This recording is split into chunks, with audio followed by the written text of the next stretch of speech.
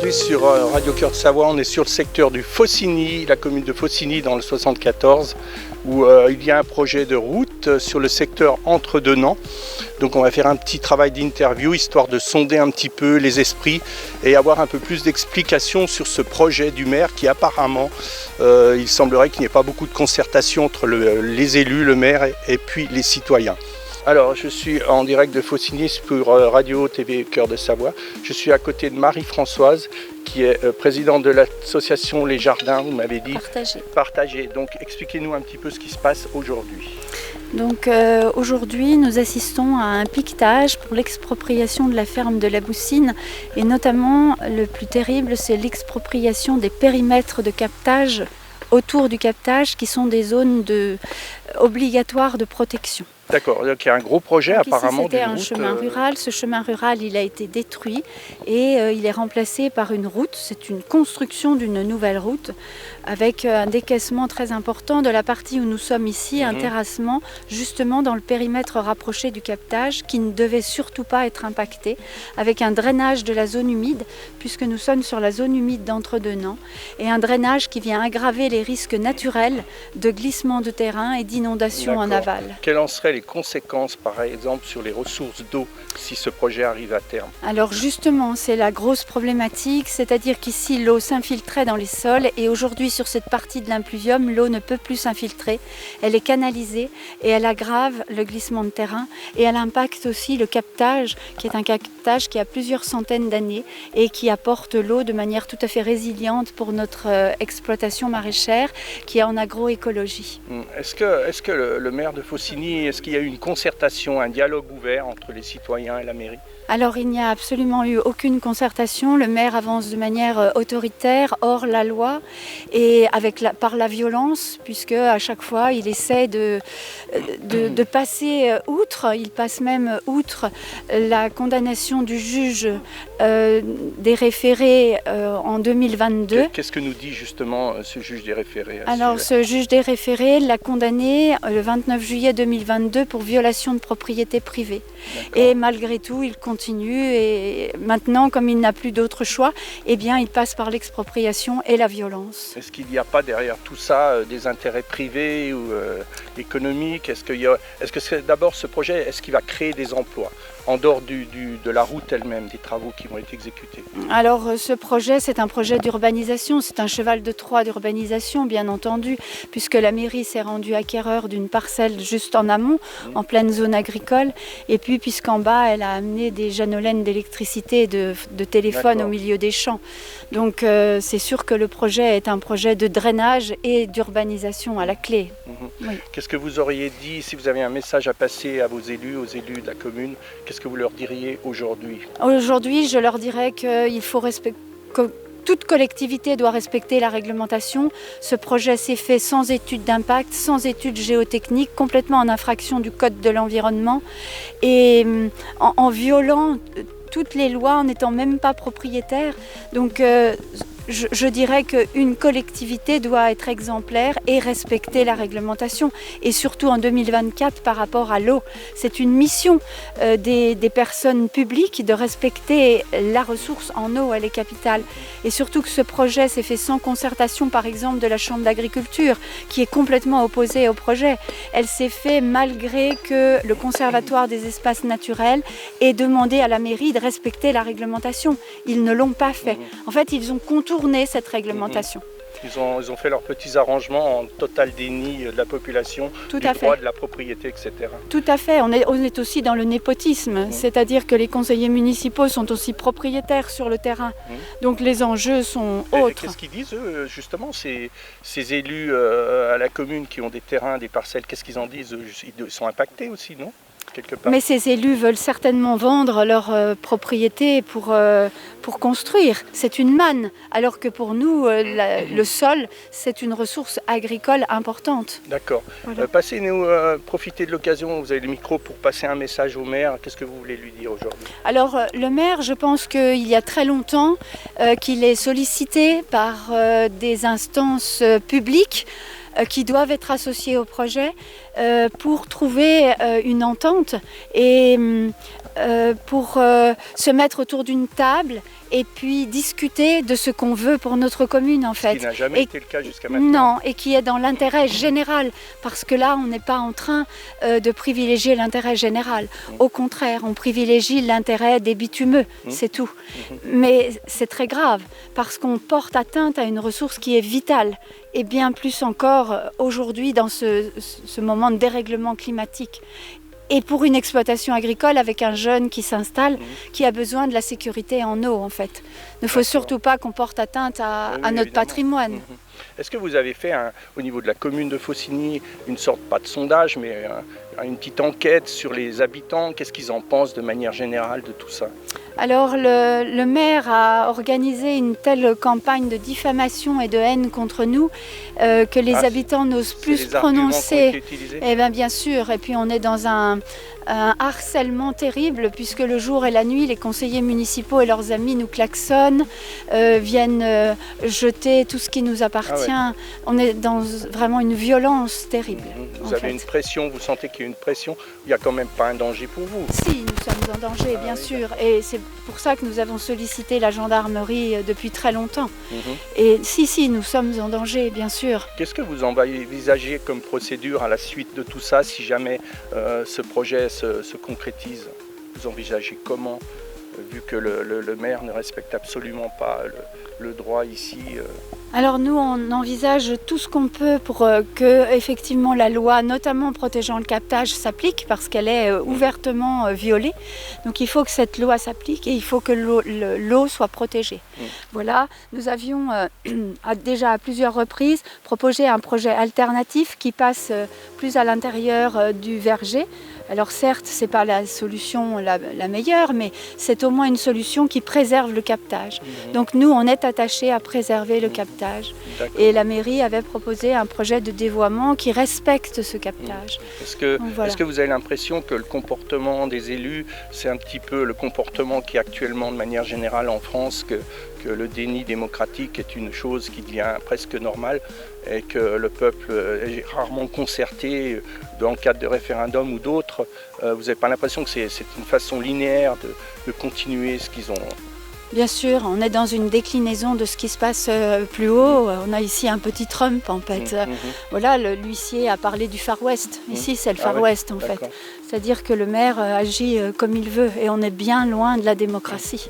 C'est certain et c'est terrible. Vous pouvez nous rappeler le nom de votre association? Oui, il s'agit de l'association des jardins partagés de la Boussine, puisque nous accueillons des enfants en suivi thérapeutique au sein de la ferme, qui est donc une ferme où on cultive des légumes et des fruits. Et ces jardins sont à destination des enfants pour venir expérimenter le travail de la terre et puis se ressourcer. D'accord. Voilà, alors sur la question écologique, par exemple, aujourd'hui, on voit qu'il y a une superbe piste cyclable qui descend ici. Après, on tombe dans un renserrement, là où ils sont en train de piqueter actuellement. Est-ce que vous trouvez que c'est une vision écologique des choses, paradoxalement, avec une piste cyclable? Je ne sais pas combien de vélos l'empruntent ici, j'imagine que ce n'est pas des milliers. Et puis ce projet de terrassement, de nivellement d'une route, qu'est-ce que vous en pensez? Oui, alors je pense qu'on a artificialisé une zone humide, donc c'est déjà la première des choses. Ici, nous avions un chemin rural qui faisait 2 mètres de large, donc qui était tout à fait étroit et adapté au vélo. Aujourd'hui, ils ont artificialisé, puis pour se donner bonne conscience, ils ont créé ce marquage au sol qui est extrêmement dangereux. Les vélos n'y passent pas parce que la visibilité est très embêtante et puis c'est pas du tout agréable de circuler dans cette situation-là où vous montez par exemple et vous êtes suivi par une voiture et puis ce n'est que 500 mètres en fait. Que 500 mètres de voie sans queue ni tête, c'est-à-dire qu'avant il n'y a pas de piste cyclable, après il n'y en a pas non plus. Donc c'est incohérent. Et en fait, oui, il fallait que cette voie garde sa destination, c'est-à-dire que c'était la destination rurale qui était de desservir les parcelles agricoles et qui servait en toute sécurité alors pour les vélos. Parce que là, faire rouler un enfant par exemple en toute sécurité, c'est impossible. Donc c'est particulièrement dangereuse qu'ils ont fait là. Vous avez beaucoup de membres dans votre association qui vous soutient? Oui, on a beaucoup de monde. Alors les pétitions sont absolument là. On a plus de 4000 signatures au niveau de la dernière pétition. Énormément de monde, bien sûr. Les gens sont très impactés par... Vous comptez déposer toutes ces signatures sur le bureau du maire? Oui, bien sûr. Alors on a au préfet. En fait, il y a un courrier de l'association qui va partir au préfet, voilà, avec toutes ces signatures qui sont opposées à ce projet, qui est un projet à la fois dangereux sécuritairement, parce que si vous vous placez ici, vous voyez que nous, vous imaginez des enfants handicapés, lorsqu'ils descendent ici sur le parking, ils ne sont absolument pas sécurisés. Et puis, très dangereux donc, pour nous qui aussi devons sans cesse naviguer entre l'exploitation de ce côté, l'autre côté. Donc, si vous faites une manœuvre là en bas, on ne vous voit pas en fait.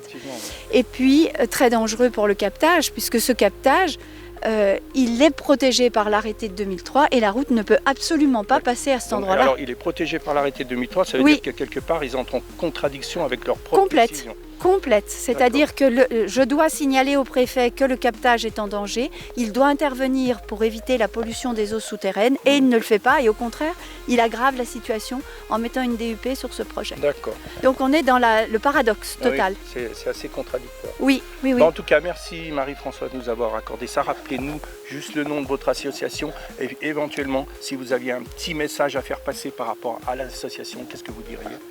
Eh bien, l'association, c'est donc l'association des jardins des puits de la Boussine.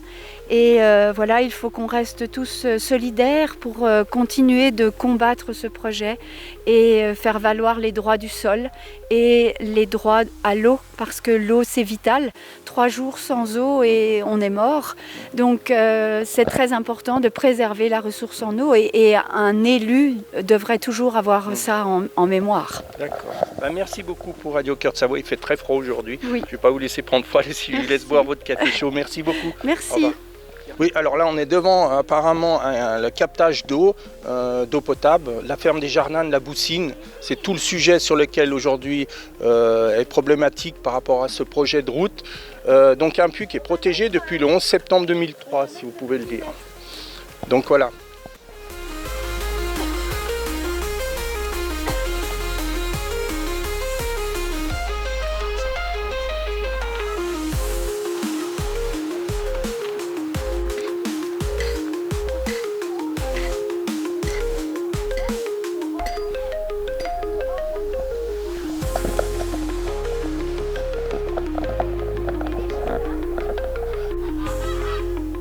Racontez-nous un petit peu, parce que là, il y a des cônes qui matérialisent. Qu'est-ce que c'est exactement?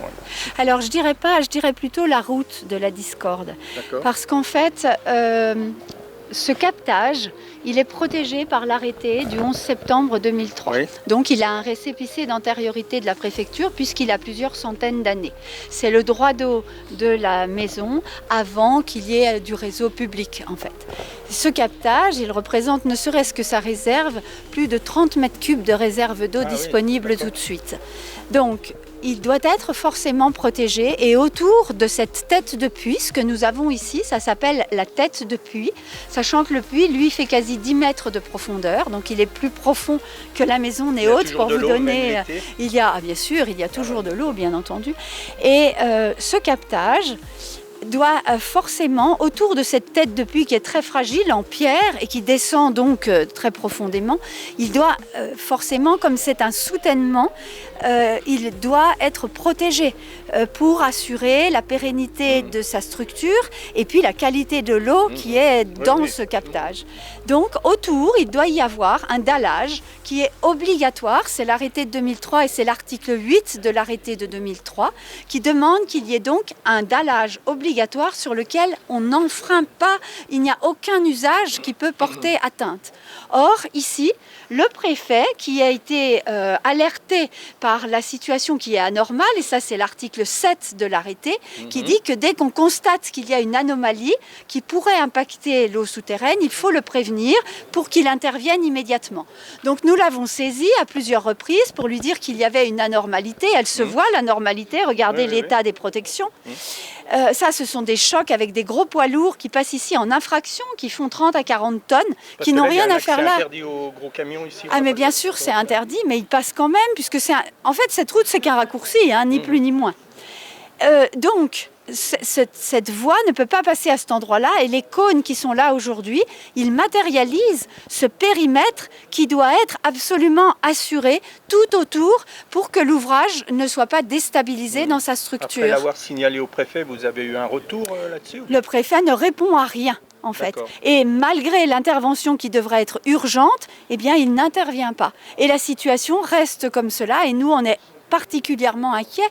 C'est une dégradation, je dirais même plus, c'est du vandalisme, parce qu'une dégradation qui est orchestrée par un groupe et par des élus et qui est délibérée, c'est du vandalisme. Et la mairie a tout intérêt à ce que ce captage soit détruit, puisqu'elle veut, elle veut faire une route, une autoroute, je dirais. Bon, d'accord. Ben, merci. Mais vous n'avez rien à faire là, vous êtes sur ma propriété privée. Ça, c'est un piquetage pour faire les travaux, en fait. C'est-à-dire que derrière, c'est pour faire les travaux uniquement. Elle n'a rien à faire ici. Je m'oppose à ça et je ne veux pas de ça. Vous sortez de ma propriété privée. Vous m'enlevez ce piquet, vous sortez de ma propriété privée. Ça rigole là-bas.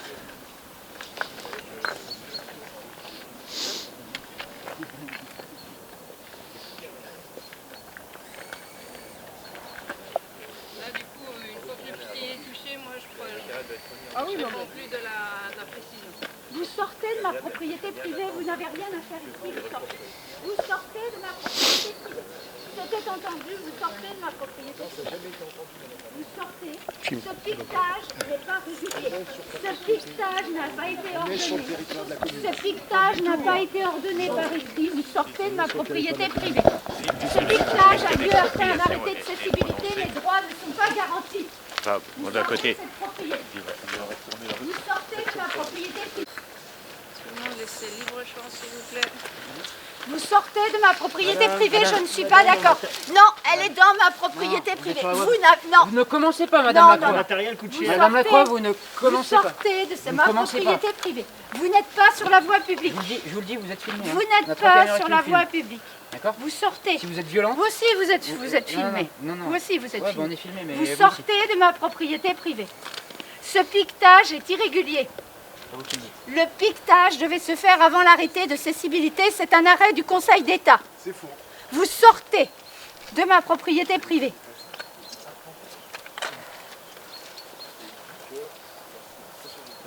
Je suis dans ma propriété privée. Ça, c'est le piquetage pour l'élargissement. C'est rien d'autre. Vous sortez de ma propriété privée. Je ne suis pas sur la voie publique.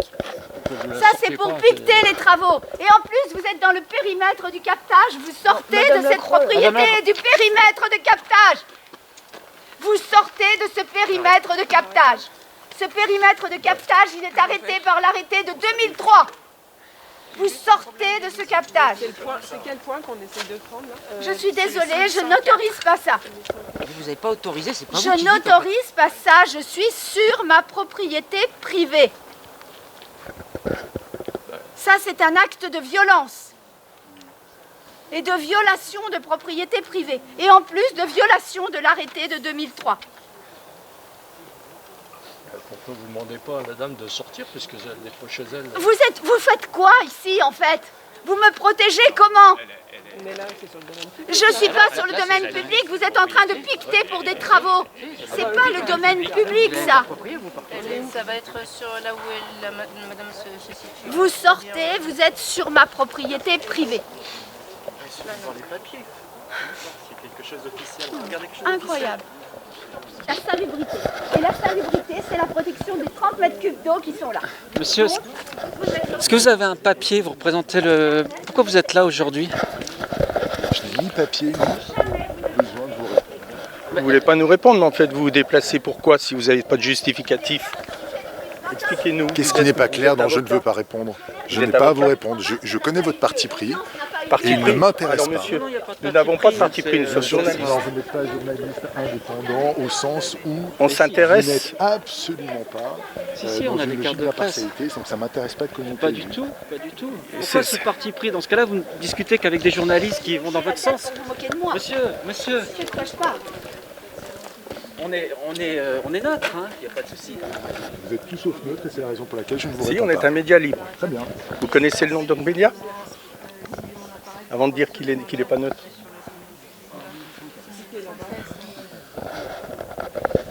Bah, en fait, c'est pas que j'ai pas trouvé, c'est que mon appareil pouvait pas. Donc là, je vais sortir et puis.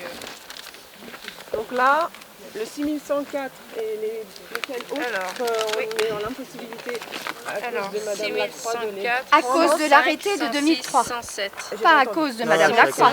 À cause de l'arrêté de 2003. 6106 et 6107. Arrêtez de transformer les dires. 105, 6106. Que le préfet devrait faire respecter. 107. J'ai pas compris ce que vous pouvez pas constater. En fait, c'est trois simplement derniers, les elle nous trois laisse pas les derniers. prendre. Voilà.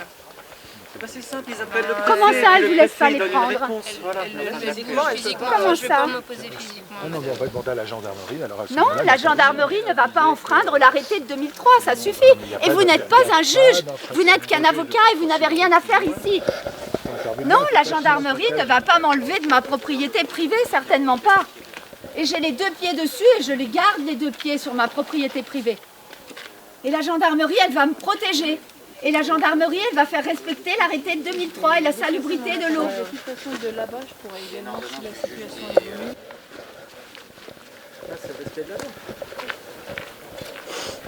Quoi? Ah non, Pourquoi non? non, Donnez-nous une raison. On est un média libre, on réitère l'information. je réponds à rien. Vous répondez rien, Je vous suis faites pas partie de la habilitée. mairie. Je ne suis pas habilitée à vous répondre. Vous n'êtes pas habilité, mais vous pouvez quand même répondre de manière indépendante. La liberté d'expression existe, semble-t-il. Vous êtes de la mairie?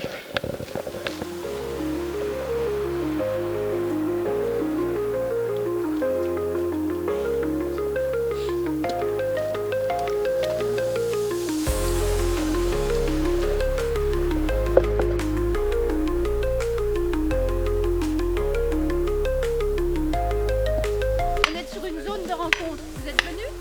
Est-ce que vous venez voir ça? Est-ce qu'il y a un moment donné où vous venez assurer la protection des gens? Mais aujourd'hui, vous êtes là.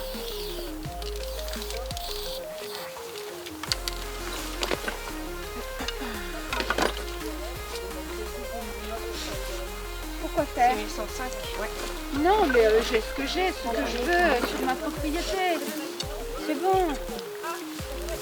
Je ramasse des verres ici. Non, c'est pas moi qui le dis, comme tous ceux qui sont là disent autre chose. Elle n'a rien à faire dans le périmètre du captage. Que le préfet doit faire respecter dans le respect de la loi. Il est attaché à l'ordre, le préfet. Eh bien qu'il fasse respecter l'ordre. Quand il doit être respecté. Et là, vous faites respecter le désordre, en fait.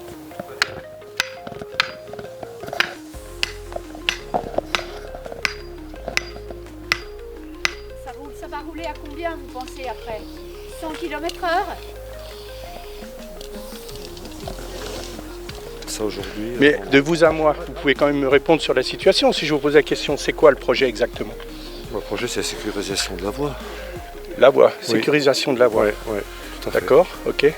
Et qu'est-ce que vous dites alors par rapport à l'arrêté qui a été défini par le préfet et la propriété privée, comme madame a l'air de défendre la situation ici? Il y a une contradiction. Moi, je propose qu'on se voit comme il faut et puis qu'on en parle de A à Z. Là, comme ça, prendre des extrêmes. On prend la situation à chaud. On prend la situation à chaud. C'est à vous de nous exprimer ce qui se passe. C'est vous qui êtes élu au sein de la mairie. C'est vous qui devez avoir un regard démocratique sur la question. C'est vrai. Mais alors moi, voilà, je on vous veux pose la l'avoir, question moi, de je veux manière l'avoir dans démocratique. un- Expliquez-nous ce qui se passe. Je C'est ce veux qu'on veut l'avoir- savoir. Je veux l'avoir dans un contexte serein où on est Donc vous tranquille considérez en train de... que vis-à-vis de tous les gens, c'est pas un contest serein, le fait d'ouvrir le Non, débat? pas du tout. Il faut juste remettre le bon contexte et la bonne histoire. Alors quel est le bon historique. contexte et la bonne histoire alors? Alors, ça ne peut pas se Dites-nous. développer en 30 secondes. Ça va Alors pas se développer en abrégez, 30 on peut secondes. concentrer tout ça, vous abrégez. Du tout. Non, je suis pas dispo cet après-midi. Ah, Bah non. d'accord, Moi, je dommage. suis désolé, je travaille. Dommage. J'ai quand même une activité à côté de mon... Est-ce qu'on peut voir le maire? Est-ce qu'on peut voir une personne? Bah, le maire à côté demande de lui, hein, et je peux pas vous dire. Je sais pas Vous son êtes emploi du premier temps. adjoint, c'est Ouais, ça? tout à fait. D'accord, ok. Nous, on a...